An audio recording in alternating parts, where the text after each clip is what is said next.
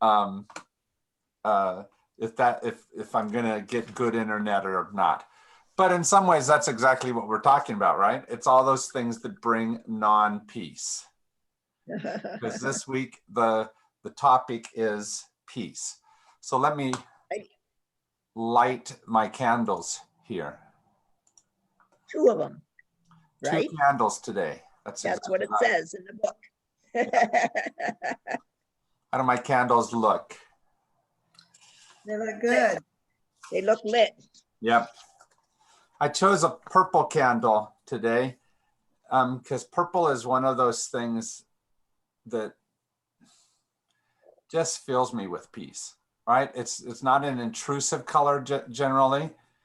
It's a mellow color for me and one that calms my soul. Absolutely. That's why you're so calming today, as always. Right? It's my favorite color. Yeah. So it's that type of thing that we're looking for. What do we do in order to bring better peace to ourselves and to those around us? And maybe that's the real question, is it's not just peace for me, it's peace for us. And that's sometimes the challenge. So to read our primary reading today, I invited someone to come and read for us because nice. I thought you might enjoy that. So let me share my screen. You won't get to see her, but you'll be able to hear her. So where is it? Sorry, I have to get her up and going. Oh.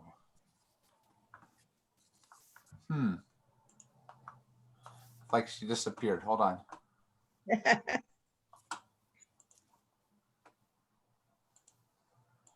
Well, shoot. Here, I have another way to get her up. All right.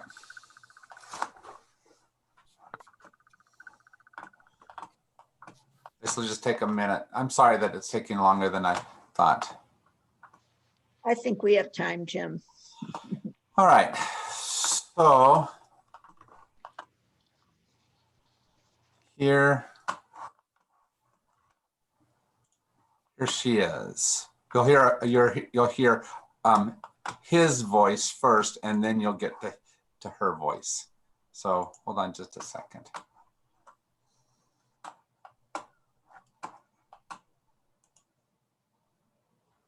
The name of the poem is Amazing Peace. It's a Christmas poem by Maya Angelou. Can you hear it? Amazing Peace by Maya Angelou. Yeah. Read for you by the author.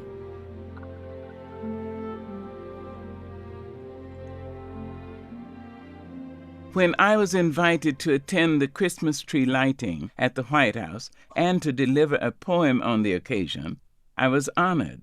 Tsunami, a major earthquake, Katrina and Rita had already happened to our world.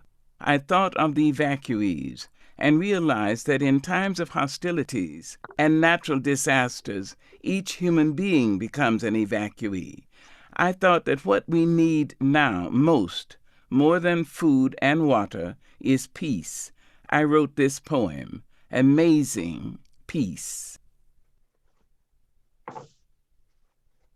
Thunder rumbles in the mountain passes, and lightning rattles the eaves of our houses. Flood waters await in our avenues. Snow falls upon snow falls upon snow to avalanche over unprotected villages. The sky slips low and gray and threatening. We question ourselves. What have we done to so affront nature? We interrogate and worry God. Are you there? Are you there really? Does the covenant you made with us still hold? Into this climate of fear and apprehension, Christmas enters, streaming lights of joy, ringing bells of hope, and singing carols of forgiveness high up in the bright air. The world is encouraged to come away from rancor, come the way of friendship. It is the glad season. Thunder ebbs to silence, and lightning sleeps quietly in the corner. Flood waters recede into memory. Snow becomes a yielding cushion to aid us as we make our way to higher ground. Hope is born again in the faces of children. It rides on the shoulders of our aged as they walk into their sunsets. Hope spreads around the earth, brightening all things, even hate, which crouches breeding in dark corridors. In our joy, we think we hear a whisper. At first it is too soft, then only half heard. We listen carefully as it gathers strength. We hear a sweetness. The word is peace. It is loud now, louder than the explosion of bombs. We tremble at the sound. We are thrilled by its presence. It is what we have hungered for, not just the absence of war, but true peace, a harmony of spirit, a comfort of courtesies, security for our beloveds and their beloveds. We clap hands and welcome the peace of Christmas. We beckon this good season to wait a while with us. We Baptist and Buddhist, Methodist and Muslim, say, "Come, peace, come and fill us and our world with your majesty." We, the Jew and the Jainist, the Catholic and the Confucian, implore you, stay a while with us, so we may learn by your shimmering light how to look beyond complexion and see community. It is Christmas time, a halting of hate time. On this platform of peace, we can create a language to translate ourselves to ourselves and to each other. At this holy instant, we celebrate the birth of Jesus Christ into the great religions of the world. We jubilate the precious advent of trust. We shout with glorious tongues the coming of hope.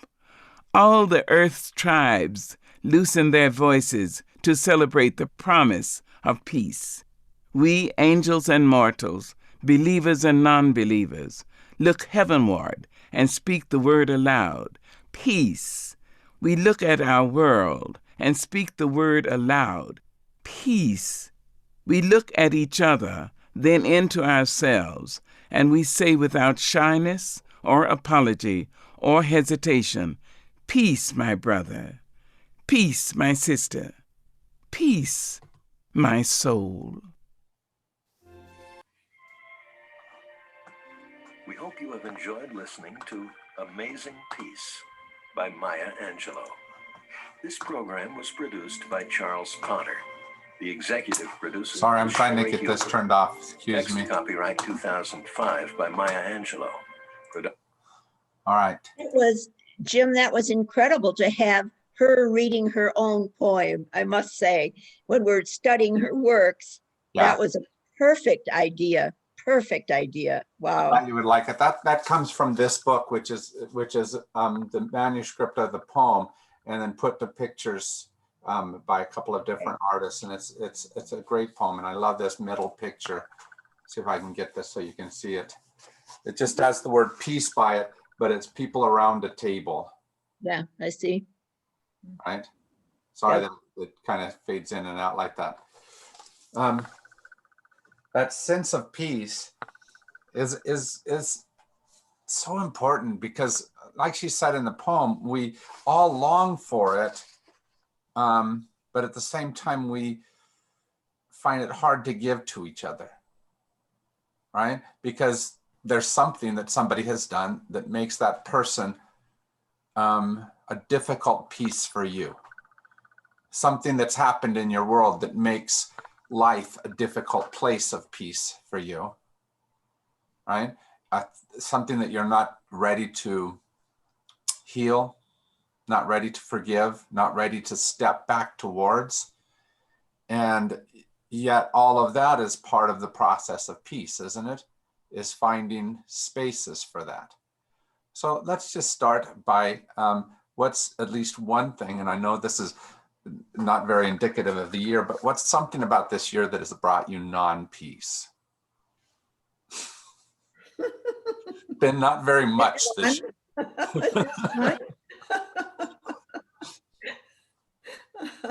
That might be the easiest question I ever ask you. What's brought non-peace in 2020? Where's your soul right now struggling? I think after election day, you know, we all thought, oh my, good. You know, after election day, this will all be over. And I knew from the very beginning that it would not be over. And I think that I struggle at this point to rest in the fact that it will be better. It will be better. And but it still isn't nice. It still isn't complete. It still isn't finished. It still isn't ready. And so I guess that that more almost than the pandemic has been more of a struggle for me in the last year than the pandemic. But because it hasn't touched me personally, I don't have family or really good friends or people that are neighbors who have experienced COVID. So, but I certainly have friends and family and neighbors who have experienced the last 4 years of ugliness in this country. So yeah, that's the thing I'm still struggling with, the thing that is keeping me from being at peace with everything. And I loved your, maybe it was a trio of sentences or maybe a quatrain of sentences where you said, it still isn't this, it still isn't this, it still isn't this. Except for I always add a sentence, I mean, a word to that. It still isn't, damn it. Yeah, all right. Because I want it to be now. I would probably use stronger words than those. And But anyway, when we're seeking for peace, it's hard to wait for it. When it feels like, from my perspective, it could be so easy. it should be. It should be. Um, But it isn't. like Why in the President world Trump, would we have thought it would be? sure, like President Trump being able to concede, which would give so much peace to me. I can just imagine the turmoil in his soul that makes it so hard for him to say those words. And that's often the difficulty, isn't it? Mm-hmm. And how do we do it? Kay, anything you're struggling with this year? Well, I'm going to go in the opposite direction. My house guest, Richard Otim, the asylum seeker from Uganda, has been with me almost 6 months now. And he's a Baptist minister. You've met him, Jim. He and I have an evening devotional every night that he has somehow on his computer or his phone. And it's a little scripture and then an inspirational thing. And then we talk a bit about it and then have an evening prayer before we retire for the evening. And last night, Deo, who was an asylum seeker who lived with me for several months, and he's from Burundi, was here and had supper with us. And he and Richard, he's the one that helped Richard come to Tucson and find me and so forth. So he and Richard are good friends. And Deo has received asylum, but his wife and 6 kids can't come yet because of COVID. But he invited, and his job in his home country was to run an orphanage and raise funds for that. So he's still doing that from here, but his wife and kids are still there. So Richard invited Deo to join us for our devotional. And then at the end of that, he had Deo give the prayer. So Deo actually dropped to his knees in my living room on the rug and gave a very long prayer. But the last third of it maybe was for peace. And he, I actually, after the prayer, showed him what today's chapter was from the booklet that we had from St. Francis. But what I came to realize in a very heartwarming way is that in spite of my anger at the whole Trump thing, our country is way more peaceful than many, many countries in the world. And he was thankful and thanking the Lord for allowing him to live here where he could live every day without fear for his life and being killed. Because back in Burundi, because he was a Christian and because he was an activist, every day his life was being threatened. And he knew that if he stayed there, he would be killed. And the same is true for Richard in Uganda, because he's a Christian and an activist and a Baptist minister and against things, that his life was threatened on a daily basis. And it really reminded me, in spite of all of the things that we dislike about Trump and everything going on in our country, and I mean, Richard and Deo are following that as well, when we compare living here in Tucson or in the US compared to what their lives were like in their home countries, where every day they had to fear for their lives. And M.A., the one who lived with me for a year and a half, I mean, he also, same exact thing, in Rwanda, was fearful for his life. And in fact, I would hear stories of people come looking for him when he was living with me, but looking for him in Rwanda. And he knew for bad reasons. Yep. And so it did remind me of some of the blessings that we truly have in our lives here that many people do not have in their lives anywhere close to. Yes. And that's hard to remember, even in ease, because sometimes when everything is easy and peaceful, there's not life-threatening things, there's not people that we think are going to shoot us, we begin making up the demons of who's going to shoot us. Or destroy our lives in other ways. That's Yeah. right. And what I'm saying is we build up something to a size that it's not. Hmm.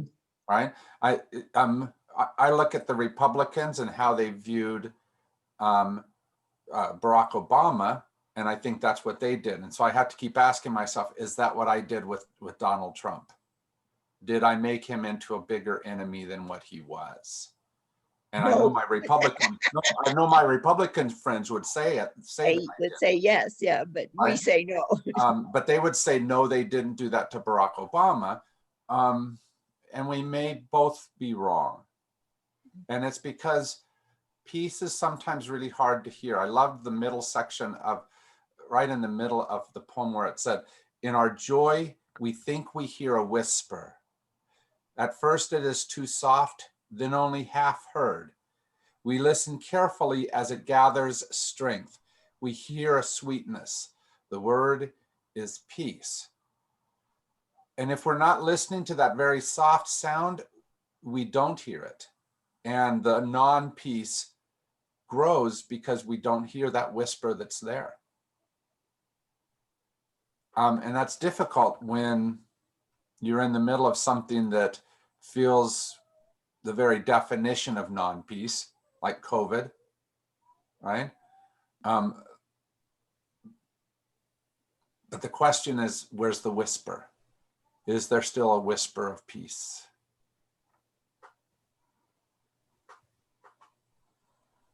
I think we always run the danger of generalizing too.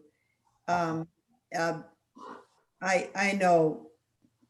know Republicans who vote for Trump for completely different reasons than other ones. I know Democrats who vote for the Democrat for completely different reasons than I do. So, we cannot generalize and say that if you voted for Trump, that makes you a bad person. So that is, it's surprising to me that there were so many people who did vote for him, but yet it's still, they have, they have a whole litany of reasons, Uh-huh. and they're not all bad ones. So no, that's not the thing that bothers me or worries me. What worries me is the ugliness, the real threat that I see and feel to our democracy, which on the other side, they feel the same way, that there's a threat to our democracy. Right. And so, I mean, it's there's a huge divide in our country right now. It's almost 50-50 in a way. And Yeah. and it's really kind of frightening, and I just have to know that that it will work out.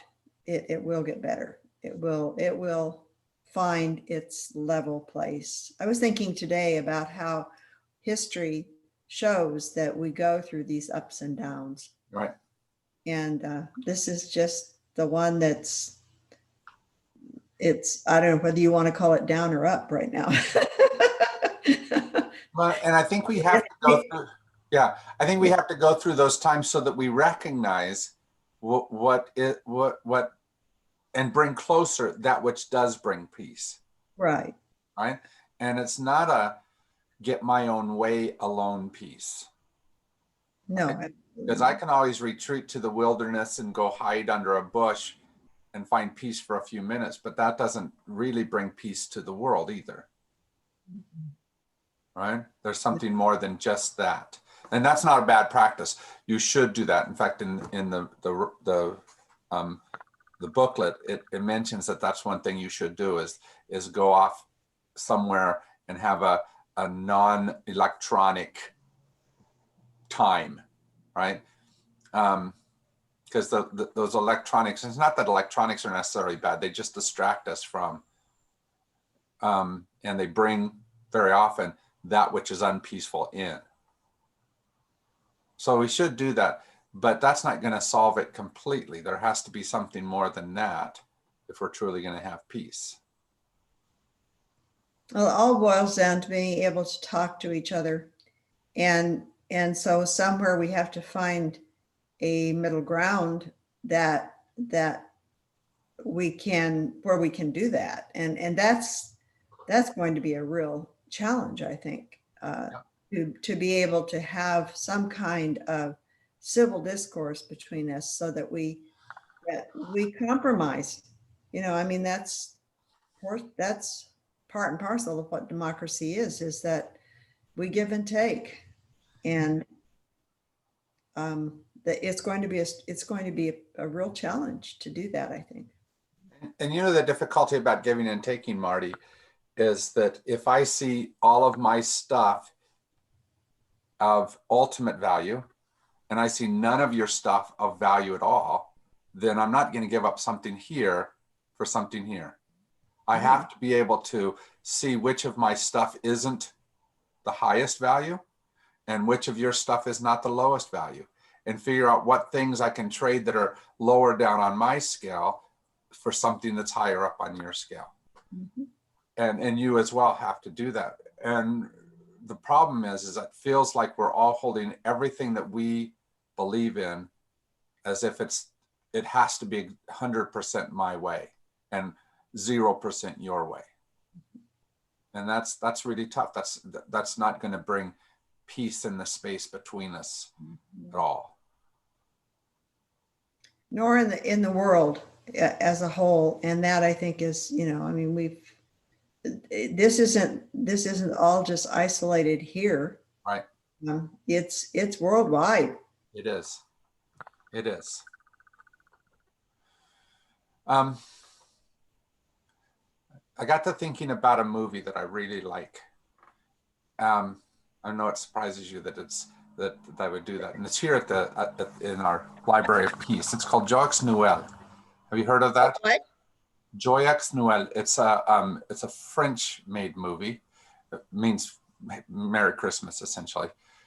And it's a story of something that happened in World War I.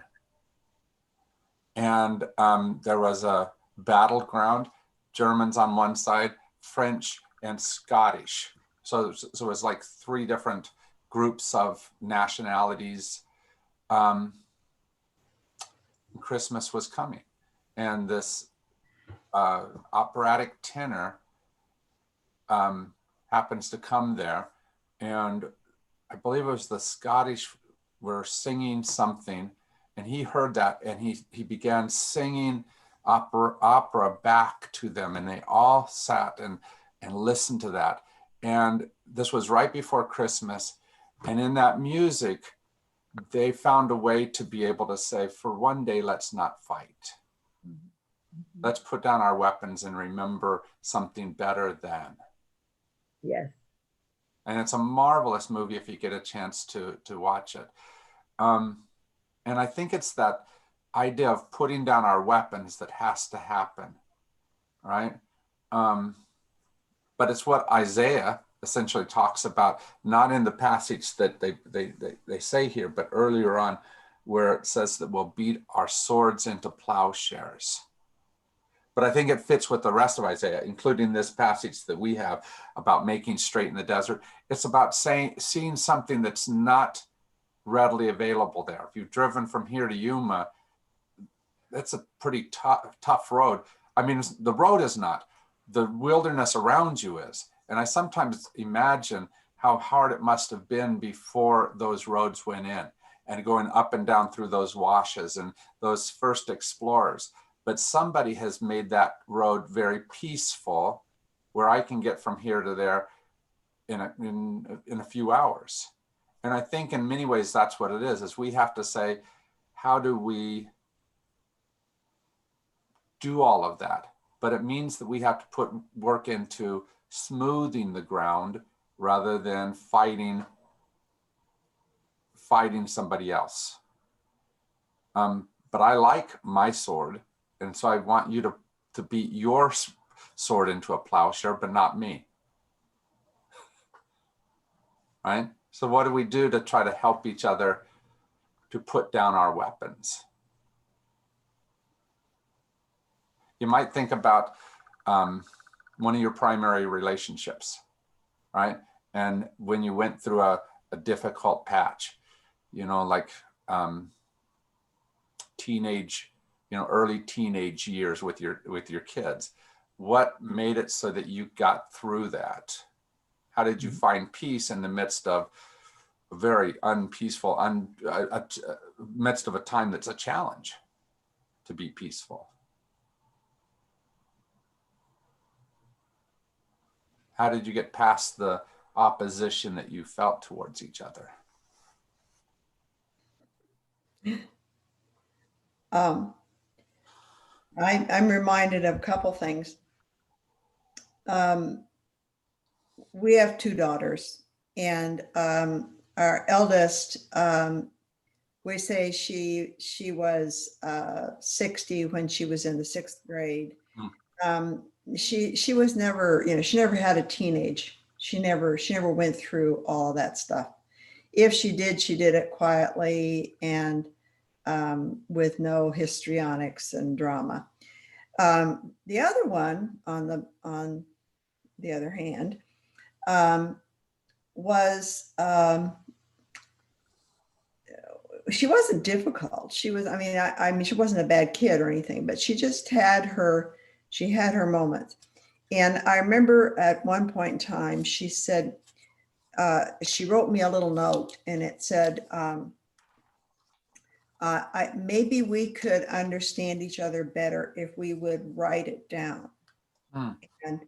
And she said, because I think sometimes you don't understand my POV. Well, I said, I had to go ask Joe. I said, what's she talking about? And he said, I think it's her point of view. And so anyway, we wrote down, our feelings, what we were feeling.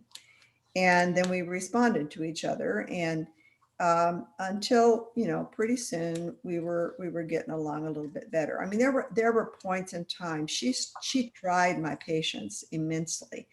And I was, it took me a while before I caught on to what she was doing.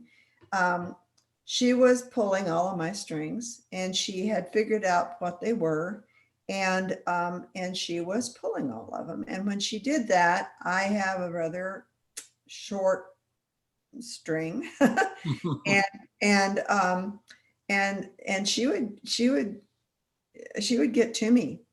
And finally one day I just looked at her and I said, "Take your guilt and shove it." And she got this funny little grin on her face, like, huh, she finally caught on. So, you know, I mean, these kinds of things where we finally we became the very best of friends. And as Karen moved on to college, and we were at home, the two of us, and Joe was traveling a great deal, and we were alone together quite a bit. And we became very, very good friends, and we still are. And I am now free to talk about my point of view, and she is free to talk about hers. But you know, I think those things are ways that we finally have to get past the point where we need to acknowledge the Yes. point at which our strings are getting too short. Yeah. So, So is she a Trump supporter? oh no, neither one of them were. But Okay. I do have my elder daughter is a pretty conservative Christian, and we have differences of opinion about some things, but we have discussed them, and I listen to her point of view, and she listens to mine. And I think that in some ways, I know in 2016, Leah and I we were wondering, did Karen vote for Trump? And we never asked her, and she never volunteered that information. We know she voted. But after, I mean, I think it was after the 2018 election cycle, she said, we were all together, and she said, at one point, she says, well, of course I didn't vote for him. And Leah said, well, did you vote for Hillary? And she said, yes, I did. And this was difficult for her to do because it went against some of her core beliefs. But she said, I could not vote for him. And she had many friends who had listened to him speak at Liberty College. And she said, I felt like I better go on and find that speech and listen to it, because I needed to know what he had to say. And she says, after I heard what he had to say, she said, I knew I couldn't vote for him. Yeah. So, you know, those were, but because we're able to, I mean, I've talked to her at length about abortion. She's definitely opposed to it on any level whatsoever. And I've told her, you know, Karen, I said, I believe that I would never do that myself unless my life was at risk and I had other responsibilities that needed to be thought about too. I said, I don't really think I could ever have an abortion. But I said, I don't think I have the right to tell someone else that they can't. And I said, this is where we differ. You believe that it's a sin and that it should be against the law and that people should not be able to do it at all. And I disagree with that. I believe that some people should have the right to make that choice themselves. But it hasn't ruined our relationship. It's just, you know, one of those things that we don't agree on, but I respect her and she respects me. And choosing to be able to be in a space of difference without opposition is challenging, right? Because we automatically start building up whatever against the other person, don't we? And that's not necessarily helpful. When you were talking, I loved that you were a lot like, what I heard was a lot of what Maya Angelou said towards the end of the thing, where it says, it is Christmas time, a halting of hate time, Mhm. right? Where you're choosing to halt that hate of the other. And then she said this, on this platform of peace, we can create a language to translate ourselves to ourselves and to each other, right? And getting through junior high, as you mentioned with your daughter, sometimes means that we have to re-talk to each other. We have to retranslate to each other. And in many ways, it sounds like that's exactly what you did when she got the little smile, because she knew that you heard her differently than what you'd been doing before. Yeah. Well, I caught on. Yeah, that's not a bad thing, right? But it takes a while for us to do that. Sometimes. But it has to be very intentional. It has to be thoughtful, not just the yelling at the other to change, but to truly change ourselves. Mhm. In the other poem called A Brave and Startling Truth, at one point it says this, the brave and startling truth has to do with this.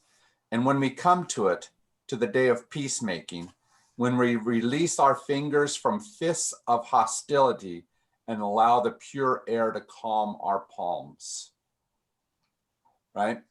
That which I'm holding on to so tightly that I can't let go, when I finally let go of it and allow that cool air to come in, that's what we're trying to figure out. And what we want to do is say, you let go of your thing first. And there's reasons why we're afraid of whatever they're holding on to, right? Why it's challenging to us. But somehow we have to get past that, don't we? One of the big lines of this other poem, did you guys read through that other poem? Yes. Again and again, she says these words, when we come to it, Mhm. when we come to it, when the curtain falls on the minstrel show of hate, or when we come to it and we let the rifles fall from our shoulders, you know, all those things, when we come to it and we allow that peace to happen. But it has to be a change of us, as well as the other person.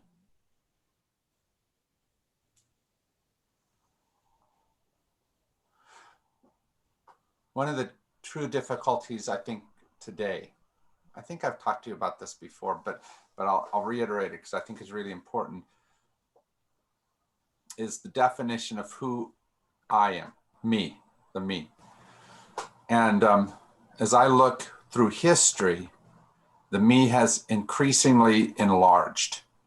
At some point or another, it was just me against the whole world. But then I had the family group that I defined as me. Later on, the city, you know, and later on the city state, later on the nation. And so the me enlarged as I needed it to, as I learned that larger can help me. The problem is right now we're at the space where the only next step is to say the me that is the whole world. And here's the difficulty. All those other places, we grew from a smaller me to a larger me by being in opposition to something else. I needed someone to help protect me from the wild animals. And so we formed our family group. I needed somebody to protect me from the next city over. So we formed our city. I needed somebody to protect me from the Russians. So, you know,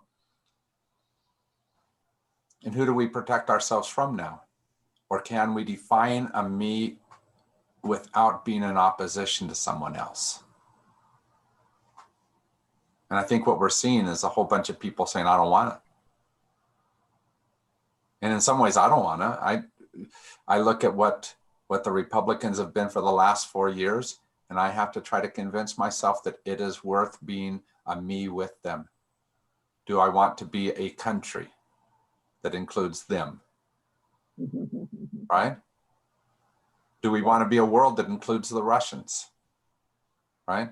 The Chinese? Do we want to? But I think that's the next step of evolution, if I can say it that way. We have to come to that somehow.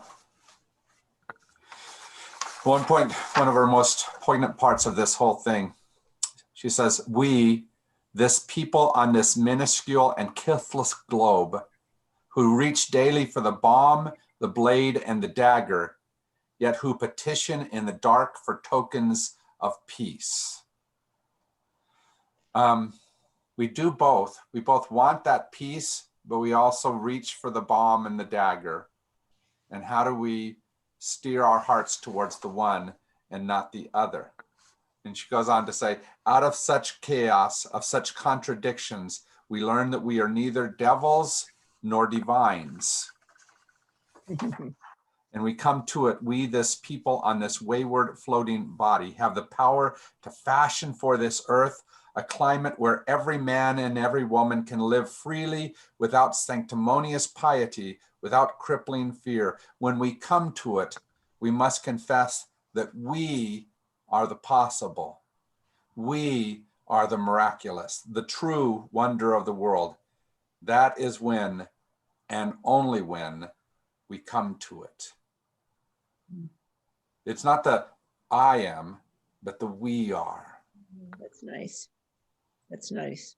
And it's tough to get to that space because I know why I'm the miraculous, but sometimes I have doubts about you. I think being at St. Francis helps. It does.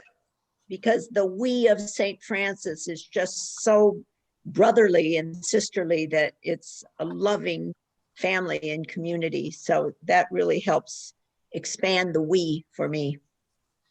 Well, but that's because I think that what St. Francis does really well is they choose primarily, and don't get me wrong, this comes in a space where people have opinions. You might have noticed people at St. Francis have opinions, Yes. right? But the primary choice at St. Francis is a choice of relationship, even in opposition, even in difficulties. And that's a remarkable thing because it's much easier to choose sides than to choose relationship in the midst of struggle. Mm. And Right. I love how St. Francis again and again, not perfectly, don't get me wrong, but again and again chooses relationship. And that's a really, really remarkable thing.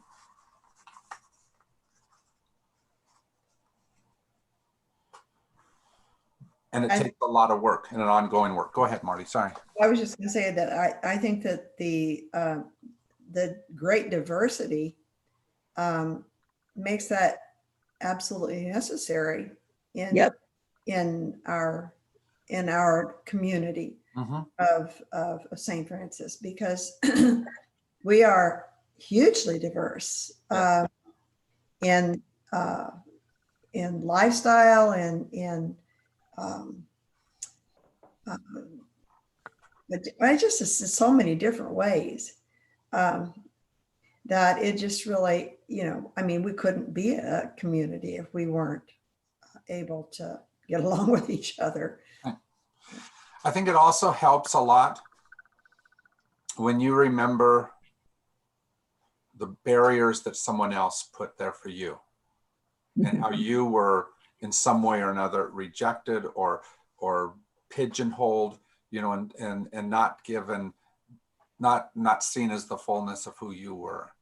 And so when that happens and you have an empathy for somebody else in wherever space they're different from you, I think that helps a lot. So I think St. Francis people remember that often.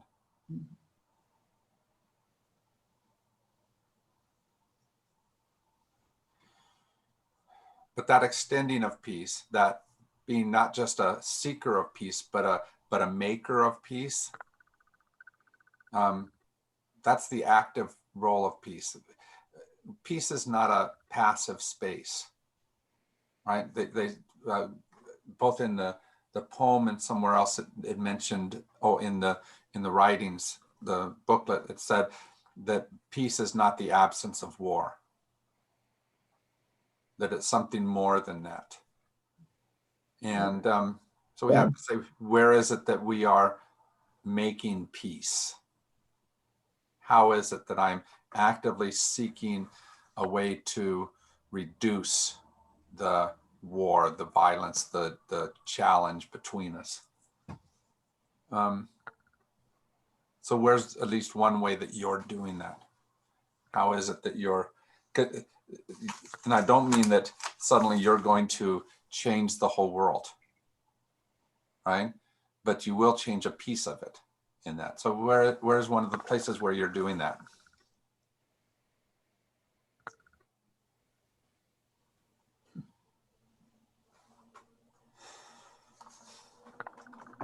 For me, I think it's still, I continue to be an activist for the gay, lesbian, bisexual, transgender community, and have been for 35 or whatever years. Long before St. Francis became a reconciling congregation, I was an activist. So you know how long that is. Right.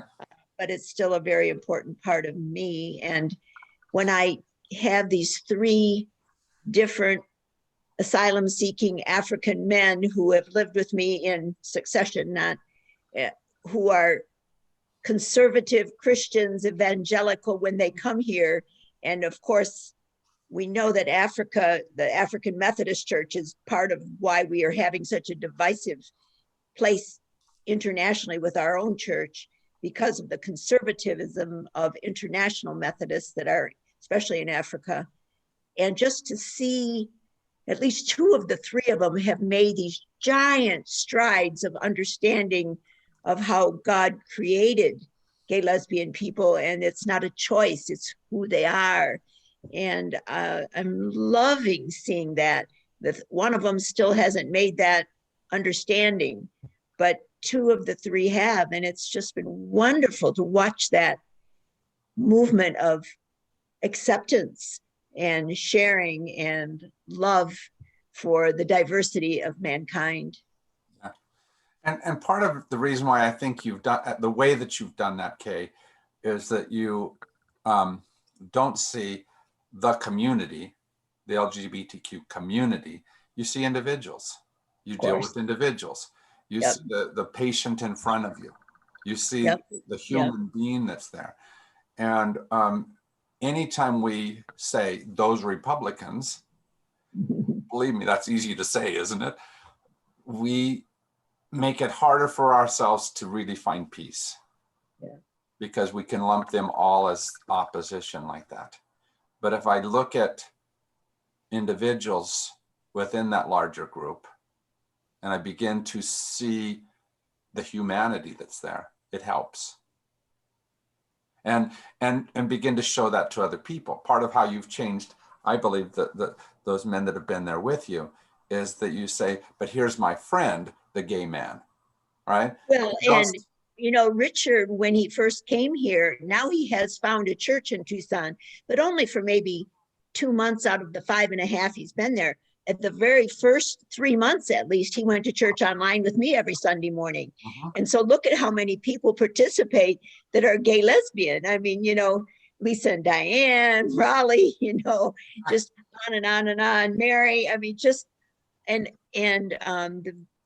some of the places that one of the places he works now regularly, the managers of the trailer park are a lesbian couple. And it's just like from day one, his community has included gay, lesbian people. And yes, some was online, but he still just was a bit I almost want to say in awe, in just, he wasn't disbelief.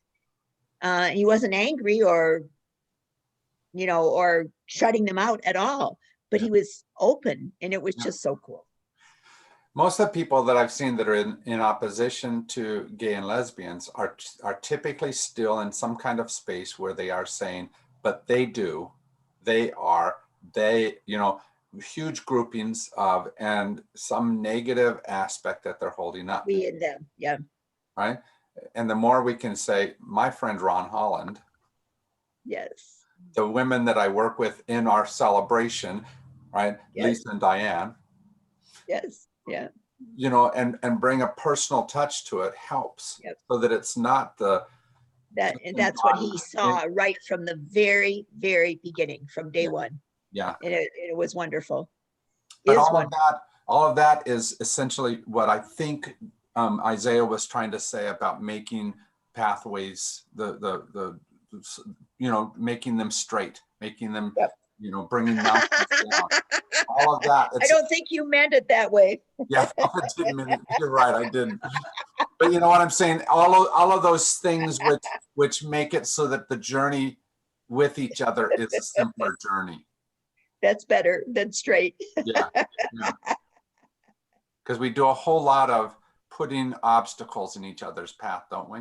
Yep, yeah, we do.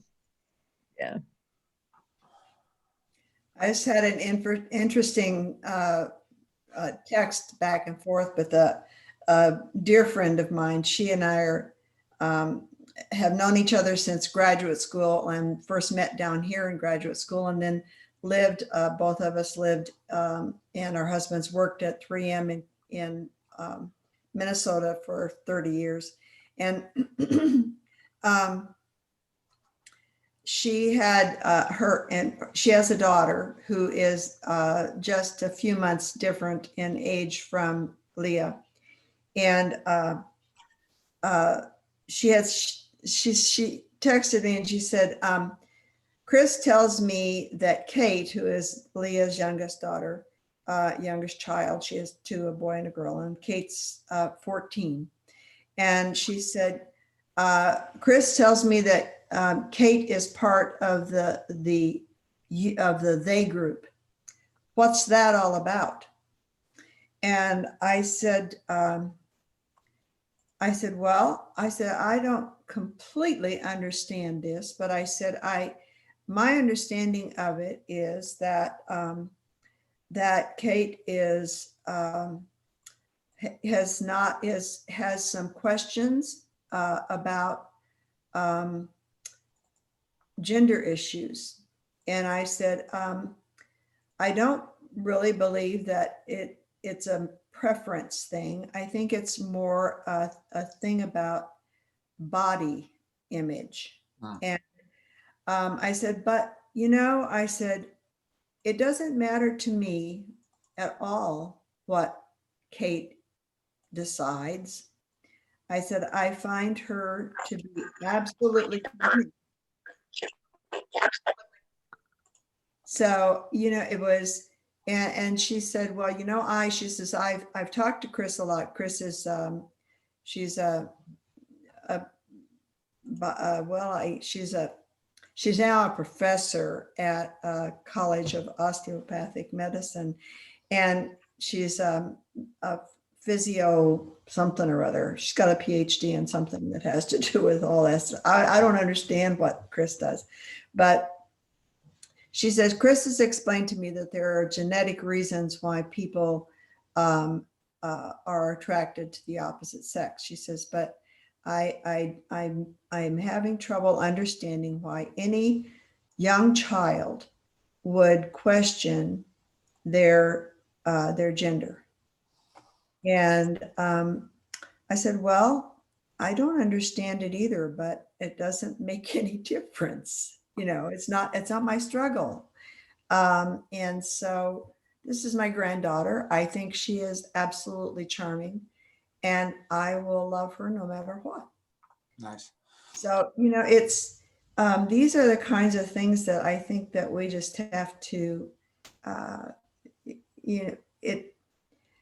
one of the things that really concerns me about the situation that we find ourselves in this time period is the lack of critical thinking, that people just don't seem to be able to look at situations and see more than one side, but see 2 or 3 or 4 sides, think about it and feel and find that place where you can feel comfortable or even just accepting Mhm. of something that maybe you don't understand. Yeah. And that's and it's fine. And this is, to me, it's a skill that is no longer taught in our schools. Mhm. It's a skill that most of that many people do not have, and that is to be able to look at things and make a critical and critically thinking about it, Mhm. and finding some place that you're comfortable, or some place that you're not comfortable, but you're accepting of the fact that you don't really know. Well, And I'm going to take it. Oh, go ahead. I'm sorry. that's all right. I'm through. I'm going to take it a step further. I'm going to blame you and I, but more specifically, I'm going to blame the religion that sometimes gives us right answers, and in our head, perfectly right answers, which means that I can easily hold on to the answer instead of being in the ambiguity of the relationship where you disagree with me. Yeah. Right. And if I have this thing that says you as a gay man is just wrong, that's not how it works, it never works that way, then I see something very different than if I choose to see the gay man that I love, that I don't understand, but that I choose love with anyway. And I think that's the place where we have to get to, is how do we help people, how do we help our political opponents to be in that space where we are choosing each other, even though we are in opposition. Because it's not necessarily wrong to be in opposition. It's wrong to hold on to that so much that we beat each other with our truth. Judgment. Yeah. Which is easy to do, isn't it? But it doesn't bring peace. And if our goal is peace, then we have to do something different. And next week it's joy, so that'll be Which is easier. joy. So Yeah. let me end by just reading a piece of Mary Oliver's writing, which is a marvelous writing. It's called Making the House Ready for the Lord. And it talks about those things that you want to clean up around the house, the mice under the sink, right? The squirrels that have gnawed their way in, that gnawed their ragged entrances. And she talks about all those pests. And then she says, Lord, you will. And I still believe you will come. Lord, you will, when I speak to the fox, the sparrow, the lost dog, the shivering sea goose, you will know that really I am speaking to you whenever I say, as I do all morning and all afternoon, come in, come in. If my heart is forever saying, come in, that's really inviting God into that space. And not just the space of our house, but the space between our hearts. Yes. And the more we can do that, the more we will be the peacemakers that will bring that which we all seek for. Yes. All right. Thank you, my friends. Thank you. Appreciate Thank you. you, Jim. Bye-bye See you now. in a week. Well, I'll see you Sunday, but I'll see you in a week. Okay. All right. Thank you. Bye. Bye-bye. Hey, don't forget that tomorrow we have Yeah, a 15-minute service if you want to come to it tomorrow at 7 o'clock. I'm hoping to come. I'm hoping to come. All right. Take care. Bye-bye.